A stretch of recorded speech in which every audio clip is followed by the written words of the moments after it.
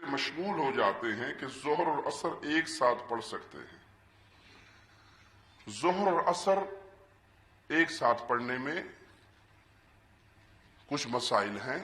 بارش کا مسئلہ ہے، بارش ہو تو ظہر اور عصر اکٹھی کی جا سکتی ہے، سفر میں ہے اکٹھی ہو سکتی ہے، میدان جہاد میں ہے اکٹھی ہو سکتی ہے، لیکن ڈیوٹی پہ ہیں پھر بھی اکٹھی ہو جائے گی۔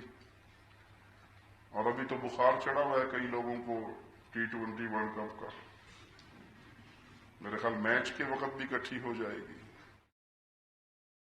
کتنے ہی مشغول ہو، آقا بمعنی مالک اللہ ہے۔ جب اللہ کی طرف سے آواز آ گئی حی علی الصلاح حی علی الفلاح، آپ دکان پہ مشغول ہے کہ 4 پیسے مل جائیں، اور اللہ کہہ رہا ہے حی علی الفلاح، تو پیسوں کو لے کے فلاح نہیں پا سکے گا، میرے سامنے سر جھکا دے تجھے دنیا آخرت کی فلاح مل جائے گی۔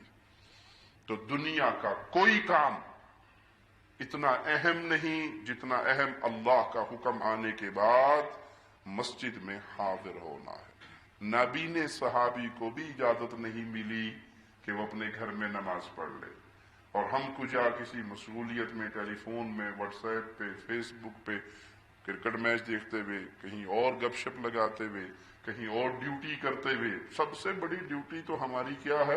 وَمَا خَلَقْتُ الْجِنَّ وَالْإِنسَ إِلَّا لِيَعْبُدُونَ، ہم تو پیدا ہی اللہ کی عبادت کے لیے ہوئے ہیں، اس سے بڑی ڈیوٹی تو کوئی نہیں۔ اور جو جس ڈیوٹی کی وجہ سے آپ نماز چھوڑ رہے ہو، اس کے اینڈ پر تو آپ کو 2000 ریال مل جائیں گے، 1000 پاؤنڈ مل جائیں گے، 1000 ڈالر مل جائیں گے۔ آپ کی ایک ڈیوٹی جس کی وجہ سے اللہ نے آپ کو پیدا کیا ہے، وہ اللہ کی بندگی ہے۔ صحیح مسلم میں اوپر تلے 10 حدیثیں ہیں 1633 سے آنورڈ۔ اس پہ امام نووی نے باب بھی باندھا ہے کہ سفر و حضر کے اندر نمازوں کا جمع کرنا، کہ آپ صلی اللہ علیہ وآلہ وسلم نے بغیر خوف کے، بغیر بارش کے مدینہ شریف میں، یعنی مدینہ شریف کا مطلب بغیر سفر کے، ظہر اثر جمع کی اور مغرب اور عشاء جمع کی۔